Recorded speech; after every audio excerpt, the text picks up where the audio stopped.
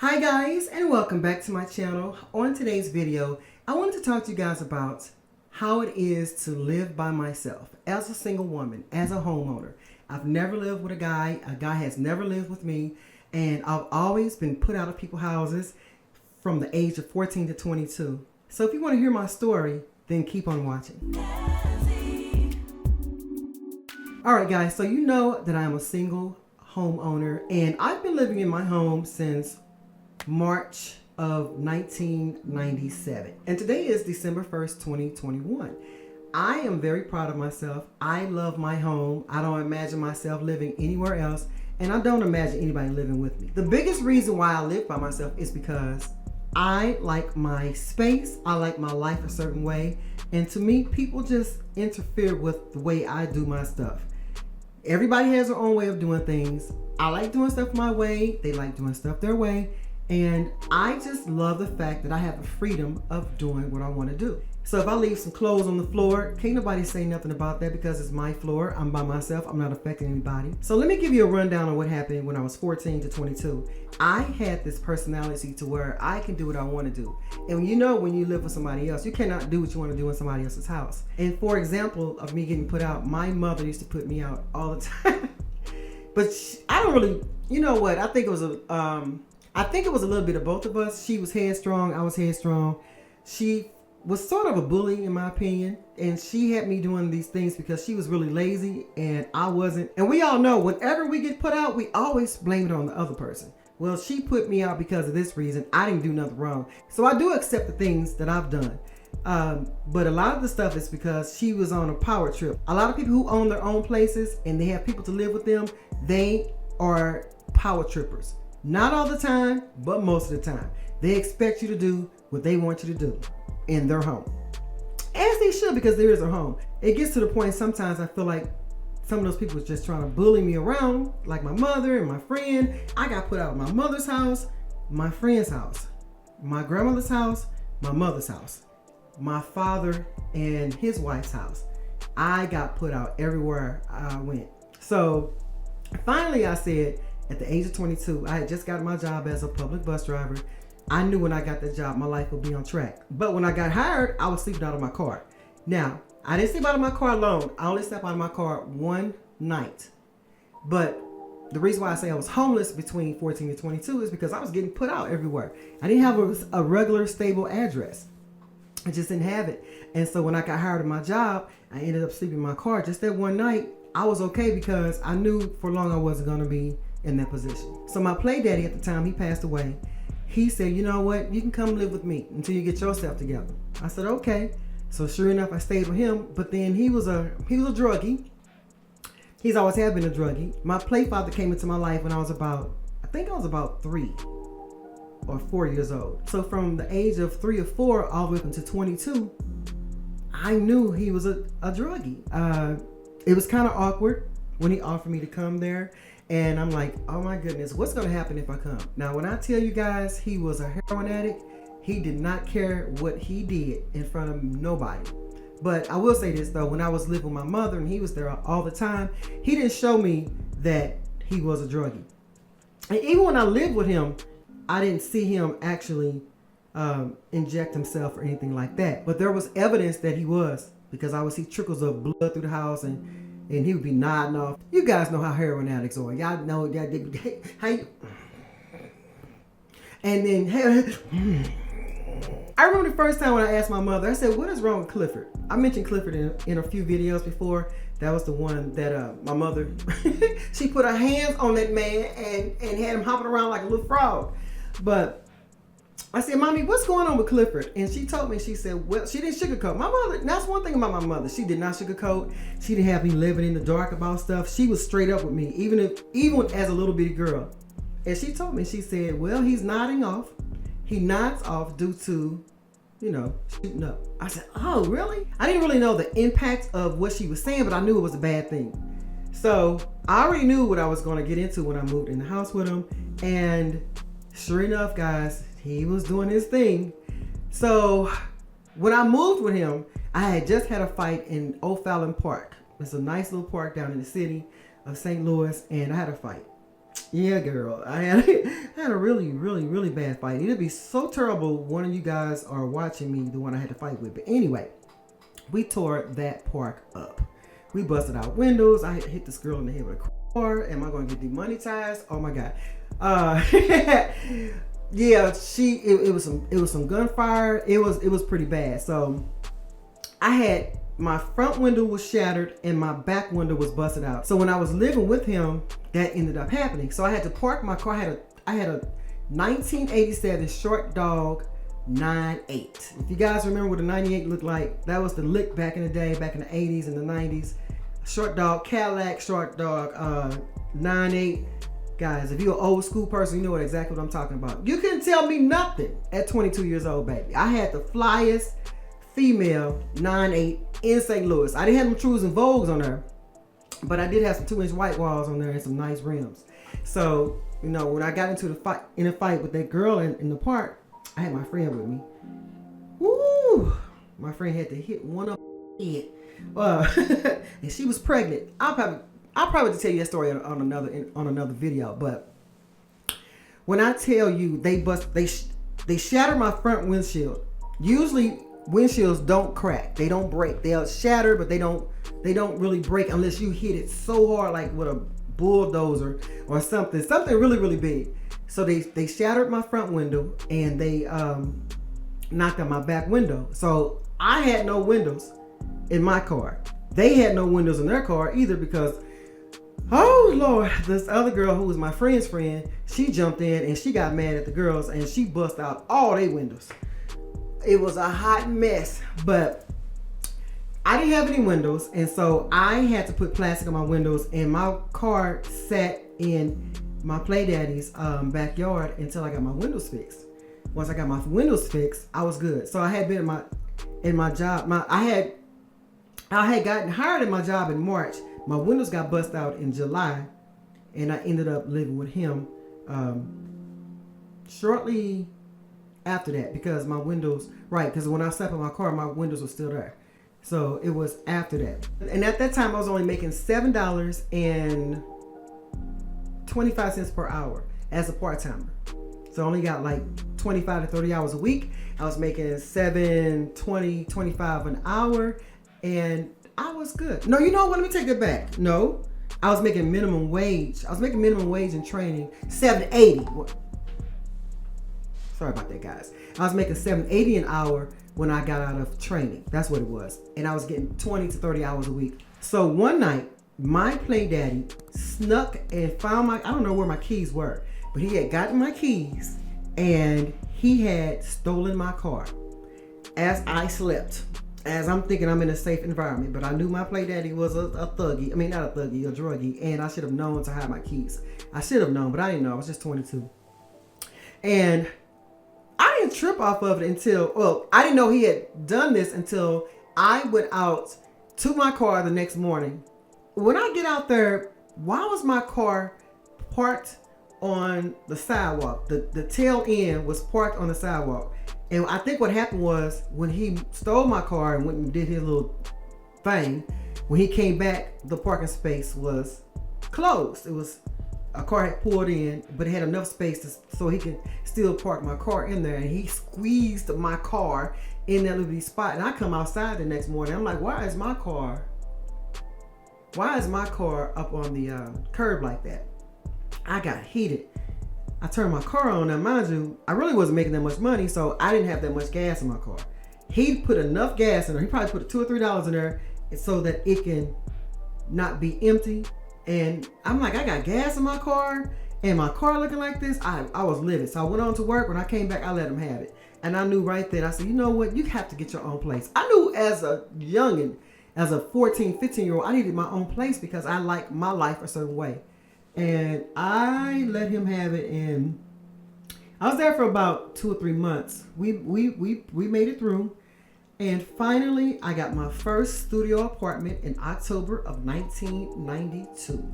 You couldn't tell me nothing. I was so happy, and he had given me some money. I think he gave me like $200 or $300 to get me started with my own apartment, and I've always stayed by myself since the age of 22 years old. No, I had just turned 23. I was so happy. So I've had people to live with me on and off in my studio apartment, and then I had too many cockroaches in that apartment, and then and then it was a bunch of hood rats, men and women. They were out there doing a drugging thing, and I had all these problems. It was just problematic over there. So I had a studio apartment. I was paying $280 or $240, $250. It was something real cheap. And I had a car note too. My car note was $178, and my rent was $280 or something like that. But anyway, all I had to do was just pay that one amount, and it covered my electric and gas and stuff like that. All I had to do was pay my rent and have my telephone at that time, and my beeper. I had a beeper. So I was able to make it off of $780 an hour. I was able to make it off that $780. You couldn't. I was so happy. But I was part-time for 15 months.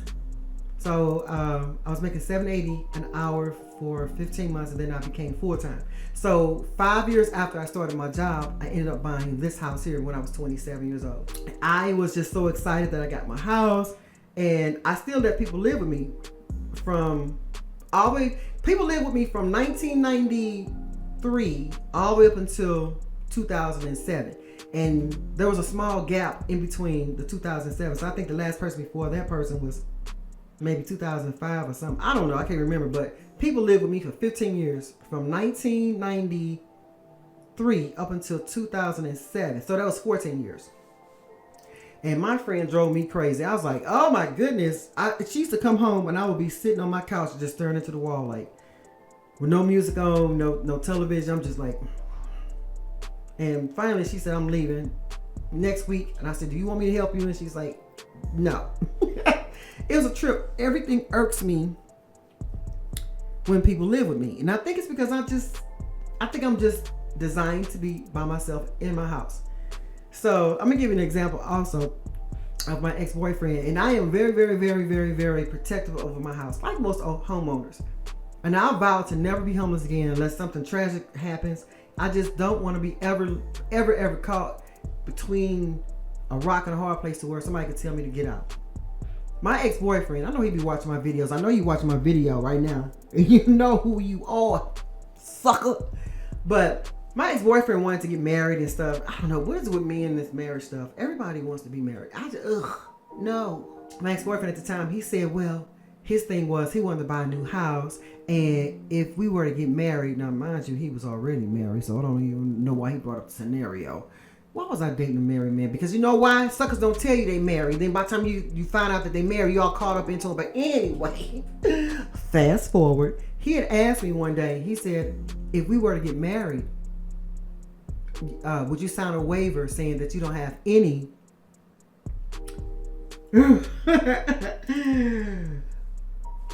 you don't have any rights to my house? What? Why would I sign anything saying that I don't have, I can't have any type of partnership or ownership of a house? Why would I do that? I'm waiving my rights and saying, hey, you can put me out anytime you want to. Now, mind you, when I was 22, 23 years old, I told myself I'll never be homeless. You'll never catch me in a position to where you could tell me you got to get out of here. And I meant that. So I said, no, I would never sell my house and move with you. I said, why would I do that? Why would I sign anything saying I would, say I don't have any legal rights to your house? That'll leave me homeless. He said, well, I said, because I would never. I said, no, I would never. No, he said you would sell your house. And I said, no, I would never sell my house. He said, why would you sell your house? I said, why would I sell my house? You sound crazy as hell. No. Why would I sell my house to just go live with somebody else, knowing the personality that I have? I knew eventually he was gonna put me out too. You was not gonna have me saying, you was not gonna say you can get out of my house. Nobody can ever tell me I can get out the house, because I always got a place to go. Even if I decide to get married, I'm not giving up my house. I will never give up my house because I've been homeless. I knew how it was for somebody to put you out. You had nowhere to go, from house to house to house to house to house, jumping around, and it was just terrible. So no, I would not do that. So he got kind of irritated with me. I don't care. Why would I give up my house to go live with you? I've never stayed with a guy. The only guy that I came close to living with was when my ex-boyfriend, I mentioned him too, I used to have a lot of boyfriends. Does that make me a hoe? My ex-boyfriend, we was 18 and 19 years old. He used to stay with me and my mother for a few months. And I remember my mother saying that her friend had asked her, why are you letting that young man live in your house? And my mother told me, she told me this herself. She told her friend, she said, the reason why I'm letting her live here and letting him live here with her is because I know where my child is every day. So I guess she was worried about me. She was worried about me, and she knew had he stayed there, she knew I was going to always be there. But she eventually put me out anyway, so it don't make no difference anyway. But yeah, guys, that's the reason why I love living by myself. It's mine. I can claim and do what I want to do in my house. I have the freedom of doing what I want to do in my house. I don't have to get criticized, judged. I don't have to follow nobody's rules. I can be me. I can be strange. I can be whatever I want to be in my house. I can do it. And that's why I love living by myself. Now let's talk about the downfall of living by yourself. Let's talk about the downfall of being a single woman living by yourself. So a few of the things that can be kind of challenging is like maintenance to the house. Of course, well, anything maintenance as far as like your yard, anything that breaks down, anything that requires maintenance. That's pretty challenging. And when I had my job, it was very, very easy for me to pay for whatever it is I need to have done. Now, when I was younger, when I first got my house, I had like all these men in my life. And each man had a position in my life. I had a repair guy. I had a guy who would cut the grass. I had a guy who would just be my friend. I had a guy that we was more than friends. I had men in my life to where I didn't have to worry about a lot of stuff when it came to my house. But when I got to where my mom died, I said, forget everybody. I don't want anybody around me. I still had my job. My job was my main man. As long as I had my job, I knew I was going to be okay. So I'm saying that to say, when I have repairs, I fix my own house. I still keep a few men in my life, though. They don't mind helping me. Like when I had my hysterectomy, my one guy friend, he had to cut my grass for me. Yes, ma'am. He had to cut my grass. The other downfall of living by yourself is you have to bring your groceries in by yourself. Now, I got Shay Shay. Everybody know my Shay Shay. Everybody knows she's a dog, and she does nothing but just be there and say, Mama, I'm just your companion. I'm not supposed to do nothing else but companion you, all right? So she can't help me bring no bags in. She can't help me do yard work. She can't help me do anything. All she does is go out the house and make sure I'm okay. But that's the downfall. You got to do everything by yourself unless you keep that quilt with all the men. Keep you some men in your life, girls. Always keep your man in your life. You ain't gotta do anything sexual with them. Just always keep your man in your life. Another downfall about living by yourself is, although you have a lot of peace, it can be too quiet sometimes. So sometimes I'll keep my television on all the time, or I'll keep my radio on all the time, and I'll keep my computers on so I can hear music and listen to videos. Sometimes it can get a little bit too quiet in here, but I don't ever get lonely. See, people get that confused. Just because you are alone does not mean you're lonely. And a lot of people that are alone, they choose to be by themselves. It's not like they can't be around people. So I like the fact that I can be around people sometimes, and I can turn it off and just, have my own little space. So a lot of people think I am outspoken, and then a lot of people think I'm kind of closed off a little bit, but I'm really not. I'm just the best of both worlds. I got it. I can do this. I can be around people sometimes, and sometimes I can just say, I can go home and be by myself and shut it down, because I can be myself. I can do what I want to do. I don't have to be judged. I don't have to act a certain way. I don't have to be in a position. I don't have to have a certain role. I don't have to talk a certain way. I can just be myself when I'm at home by myself in my queendom. So those are the disadvantages about living by yourself. Now, how come you never live with a guy solely? My life just never played out that way. I look at people, because sometimes it's, old school people call it shacking. So when you live with somebody that's unwed, when you're unwed and you're not married, it looks like shacking. Well, it's still shacking. You playing house with somebody that you're not married to. You playing house with somebody and you ain't getting a whole cow. Why buy the milk when you got the cow? So I'm not playing house with a man that's not my husband. I'm not doing that. I just never wanted to. I never wanted no man to live with me, because I'm telling you guys, once you move suckers in your house, it's hard to get them out. Moving people in your house is just like peanut butter. You can stick a knife in some peanut butter easily. And then when you try to pull it out, it's not going to come out as easily. And that's the same thing with humans. You move them in your house, you can't get them out the house. If you move them in the house, you can't figure out how to get them out the house without being insulted, without causing a big old fight and all this other stuff. I did not ever want that. I figured if you just never move in my house, I ain't got to deal with that. Hey, don't leave your shoes here. Take your shoes with you, man. You can come over and play with me, or I can go over your house and play with you. That's another thing. I didn't give men keys to my house. I don't understand that. I just never got with that. Because if I can't have keys to your house, you definitely can't have keys to my house. Even if I could have keys to your house, you still can't have keys to my house. No. I can't have, no. This is my house, and I live here. Don't you rush to get out, Mama used to say. But anyway, guys, I hope you enjoyed this video. I love living by myself. I love it. Some downfalls, disadvantages, living by yourself. But hey, that's with anything in life, right? And I've been making it all these years at 52 years old. Not worrying about people living with me. I rather live by myself. I love it. I love it a lot. All right, guys, I hope you enjoyed this video, and I'll see you guys in the next one. Bye-bye. Oh, man, I'm in this different setting. I can't and reach for my camera. So I'm just going right here and say bye-bye. How you like my new setup? Hello, is it me you're looking for? I can see it in your eyes, and you know just what to do.